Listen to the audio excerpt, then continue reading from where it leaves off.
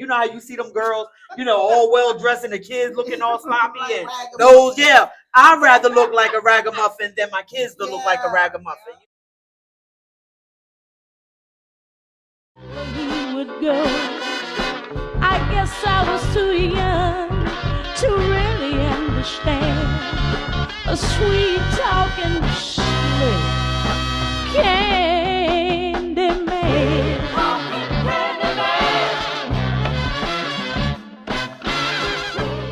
Hey Candies, this is Marsha. And this is Michelle. And welcome to today's episode where we are raw and real and no topic is off the limit. And if you haven't already, like, comment, and subscribe. And if you have also, Jesus, share. Share this with everybody you know. And also remember, if you have some topics that you would like to hear about, like to see us discuss, please write them in the comments. Help us out, y'all. Yeah. Now, we usually start every episode with describing a candy from Vintage Candy. So we want to give a shout out to Vintage Candy. No, they are not a sponsor yet, but we hope to partner with them real soon. So what candy will best describe our topic today? For me today, it would be these lips. Y'all remember the wax lips? Oh, yes. Y'all remember that? Yes. And you might be trying to figure out, why am I choosing wax lips today? Why? Reason is because today's episode is about self-love. Oh, I get it. Love it. Love it. Y'all know, did y'all get it with the kiss? Yeah. Yes. Love that. Self-love. How many of you are in a place in your life today that you make sure that you do self-love? Write it in the comments. Tell me. And even if you don't have time for self-love, write it in the comments. Because at one point in life, I didn't have time for self-love. You talking about self-love? What was self-love? Yeah, come on. Yeah. But now, where I'm at today, and the space that I'm in today, the age that I am today, I really make sure that I take time out for me. Me too. I do. Now with, the busyness of our schedules and the things that you have to do, you have to make sure that you take that time out for yourself. Exactly. Because a lot of times, I know with me being a pastor, being a wife, being a grandmother, being an employee, it's a lot. It's a whole lot. And my schedule throughout the week can be really busy. Yeah. Plus, I'm in school. That's another thing. I'm in school. I have studies, that times that I have to write papers. Yeah. And I have to think about those papers. I have to go online. I have to Google stuff, so it can be a lot. And sometimes I have to stop literally and I have to breathe and I have to take some time out for me. You know what I mean? And there's so many ways that we can take time out. Study have shown in the past that most adults that have children that are married find it very hard to take time out for themselves. Yeah. Have you ever had that problem before? I have that problem, and I still do sometimes to make sure that I take that time out for myself, even in the busyness, because I find that if I continue on and not take that pause, that I will become very overwhelmed and frustrated a lot more, because I feel like I'm stressed out or over exerted myself in certain things, and by the end of the day, I'm exhausted. My mind is still going. Know that feeling. Because like always thinking, even sometimes when I'm still. But what I learned is meditation. Meditation for me is so key. Yes. Like I have to find that time, not just in the morning before I get out of bed. I use a minute or two of that time, and I sit there and I just meditate. And I pray, I thank God before I even put my feet on the floor. And I use that time to kind of quiet and center myself before I get up and go. And then even in the middle of the day, sometimes I have to find myself, like you said, sometimes you go to your car for lunch and you just need that time to get out of work, Yes. just to recalibrate yourself Yes. before you go back in, because sometimes you have to recenter. You got a lot of things can be going on, especially as a mom or an employee, a pastor, all that stuff. Sometimes you have to recenter yourself, and because you're being tugged and pulled so many different places. ways, Yes. that you go like, hold on, or you're gonna feel like you're like this all the time. So you have to take that time to recenter, and meditation is what I found is awesome. And even when we have our wellness things here with Miss Gloria, and she did it, and I got my pillow, and I'm just like, it's my zen. Yeah. You know what I mean? I find that moment to just stop, all the outside noise, and just recenter myself and meditate. And it's good. I don't even always need music. I just need to that quietness. That quietness. Yeah, that because sometimes quietness. I'll be singing and stuff, and I'm like, that's singing the songs, and I'm supposed to be meditating and singing, and I'm singing. But sometimes I just don't play music at all. I just find that place to pull in, and God help me quiet this outside noise, and and just really center and focus and listen. Sometimes just to hear what He has to say. Exactly, that's good. I know when I was younger and my kids was growing up, and there was times that I didn't know how to like get that quiet time. I didn't know how to because my kids, they had school. If they didn't have school, they had they was all over the place. I didn't have no type of order. I didn't have no type of organization to it, you know what I mean? And at times where they would go to bed 10 o'clock, they would go to bed at 11 o'clock. And I remember, because I had kids by the age of 19, before I got married, and this is before my husband was even thought of.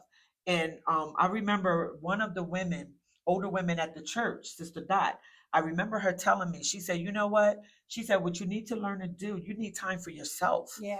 You know what I mean? She said, you need to train those children to go to bed at an early age, at an early time. And she said, try 8 o'clock. And at first when she said it, I was like, she really don't know. I got 4 kids.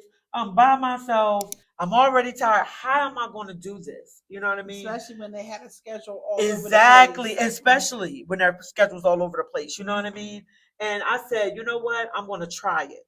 And so I started making a schedule, and I started, making sure their homework. As soon as they came in, I made sure that they get their homework done. I had them sitting at the table or in the living room, and they was doing their homework.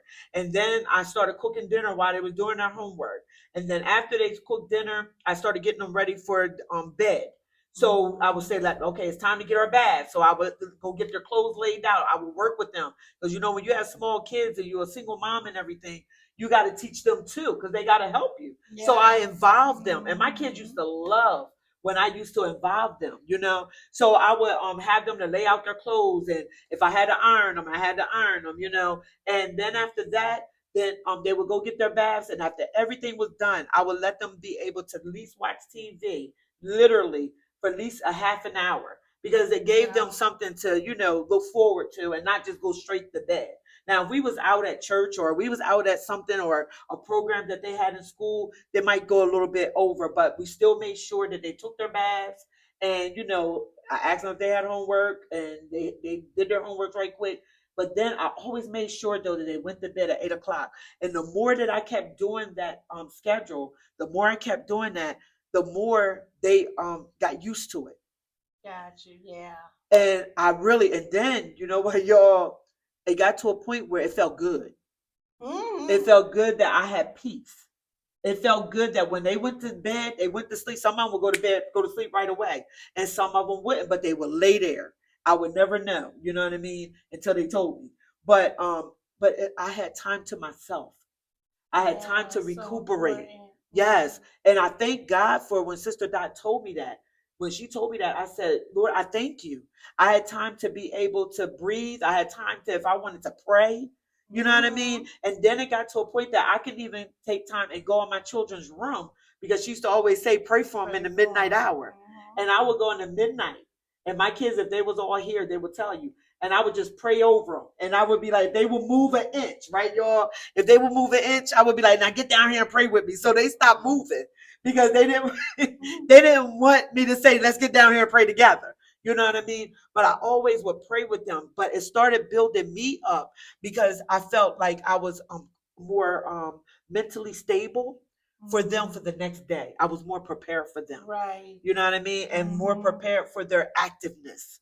You Right. know? So when the time they got up in the morning, I would say get dressed. And the ones that I had to help get dressed, it was easier because their clothes was laid out. They knew what they was going to wear instead of us all over the place. Oh my God. You know, no, get this. No, stop. No, stop hitting your sister. Stop hitting. You know what I mean? Right. It was more calmer. So I thank God for the older people that spoke into my life and told me what to do, and it truly have helped me. You know what I mean? So that was one of the things that over the years and as time went on, I knew that much. You know what I mean? Was to spend some time to myself, put the kids to bed early, so that can be a me time. But at the time, I didn't know it was called self love or self, taking care of self. Yourself. Yeah, I didn't know that's what it was, but I knew it worked. Yeah. You know what I mean? It worked what she said, and I did it.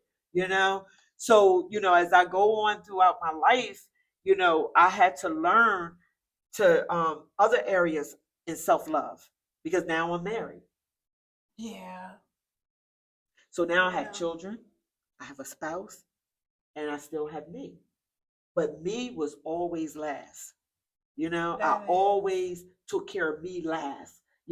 I made sure kids had stuff. I made sure the husband had stuff. But when it came to me, I might pick me up something here and there. You ever been in that predicament? Always. And it wasn't easy all the time. Right. You know what I mean? Guilty even exactly. If you buy something for yourself. Even if it's a pack of underwear, you'd be like, God, but I could have bought the kids. They needed this. You know what I mean? Exactly. And you can buy stuff for them every single month or whatever. They can have more than enough. But if you buy yourself something one time, the guilt gets me. And even with my husband, like you said, even with a husband, you always put their needs first and the kids first. And then, what time I have for me. Exactly. So just finding that time for you, a walk even. People don't just a walk to be able to walk around and just clear your head outside the house. Without feeling guilty. Without feeling guilty. Because when you come back in, it's mom. Exactly. You know what I mean? Honey, where were you? They can come and go. And don't call them at all. But God forbid, if you walk out that door and nobody knows where you are, the phone is bringing off the hook. Everybody needs something. But even in that, you have to cut your phone off. Exactly. You got to learn how to just cut the phone off without guilt. You want to have to learn how to just find that time. And I know that you've talked about drives where you would take drives, long drives, over the bridge, y'all, all the way over. And then we're gonna come on back, But it'd be so soothing, yes. Especially when I was really going through a lot. You know what I mean? Mentally, it was times where I didn't even want to drive up to my house. I've been there. I took the long ride home. Girl. I just be taking. I park up the street and just sit there, wait a minute, and collect myself before I go all the way in because I already know. You know what I mean? So yes. I've been there. Yes. I've been there. And them long rides just mentally brought me back. You know what I mean? Mentally, got me together. Mentally made me feel better. You know what I mean? So I can just make it through the moment. Even times where I used to feel so guilty just to go get my hair done. You know what I mean? We need that. Yes. Girl. And I was a person that did hair. Yeah. I worked in a hair salon in my younger years. You know what I mean? I worked in a hair salon. So you had to keep your hair up. But when I went home or I had the weekend, when I didn't work in the hair salon, my hair would be all over the place. But my kids' hair would be tight. Yeah.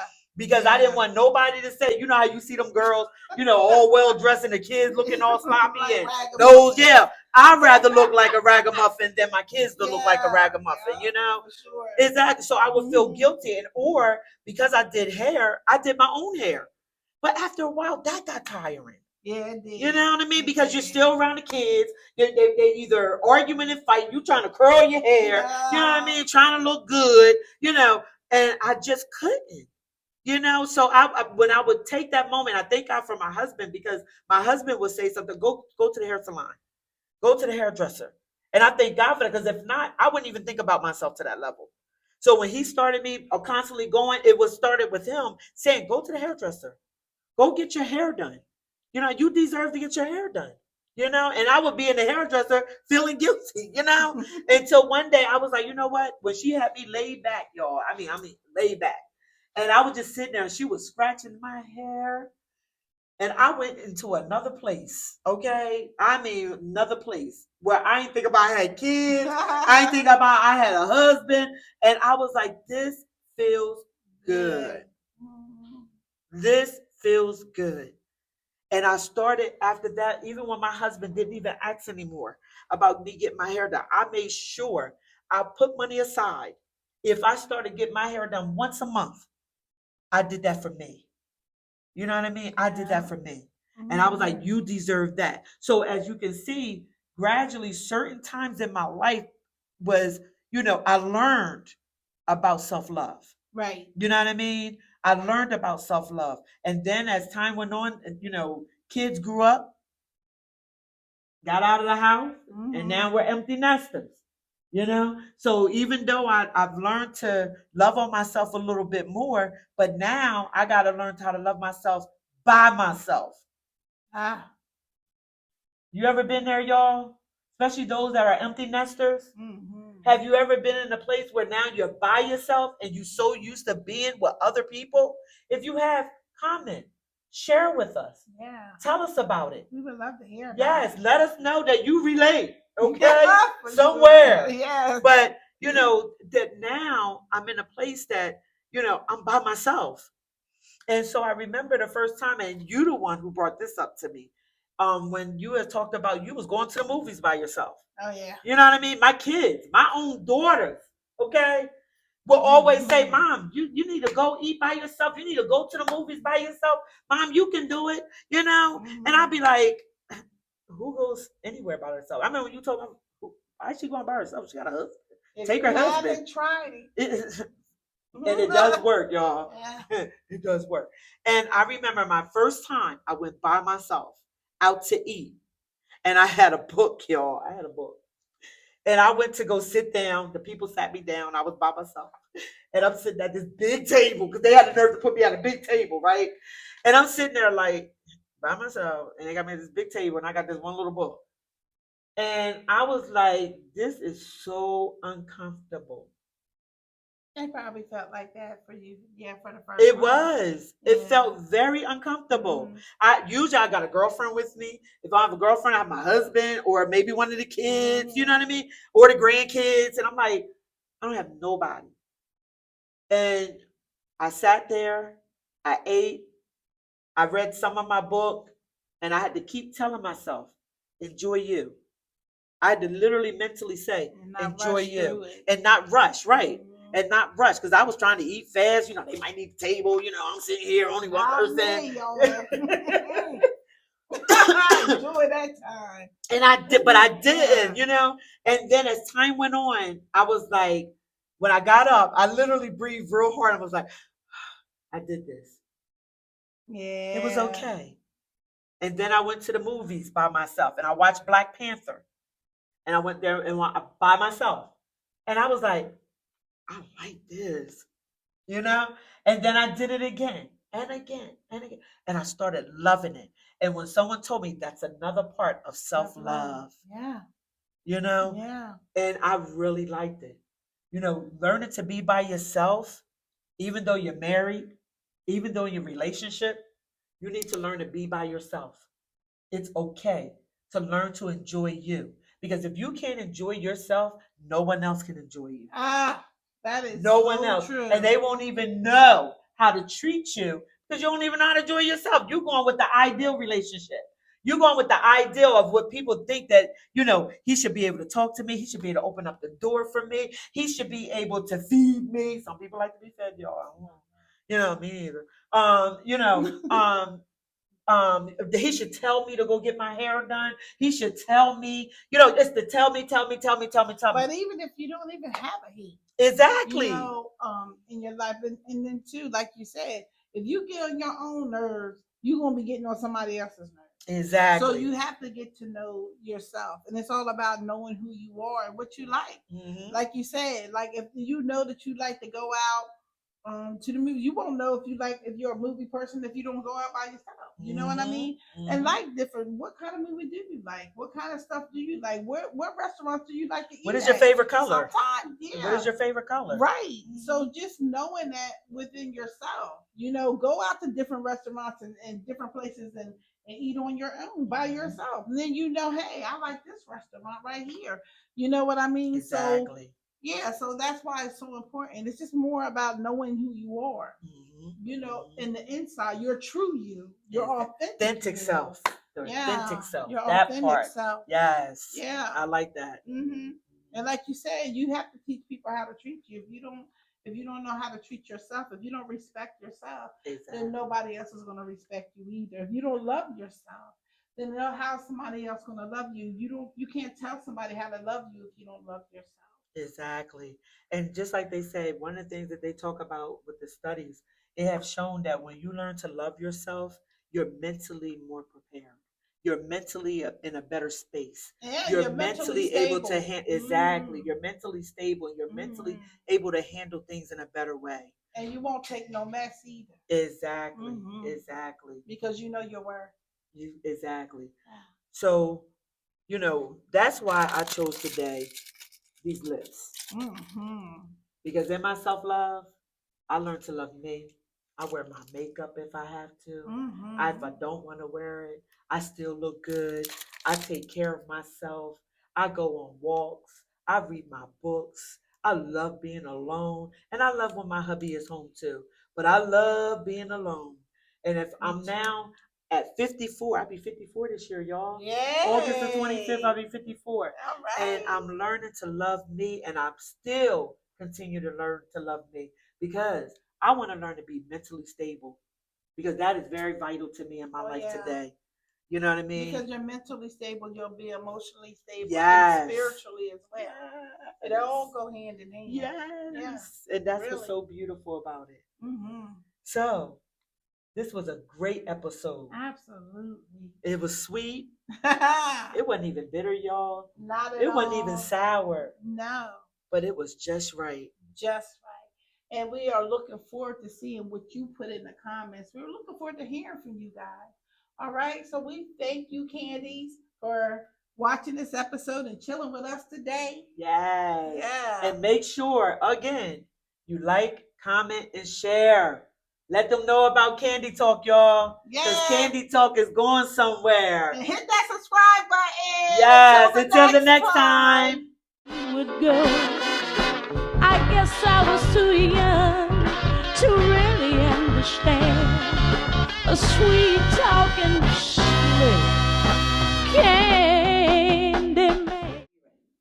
Hey Candies, this is Marsha. And this is Michelle. And welcome to today's episode where we are raw, real, and all topics is darn it. Hey Candies, this is Marsha. And this is Michelle. And welcome to today's episode where we talk real, raw, and off and no topic. That's the part I gotta get. Okay.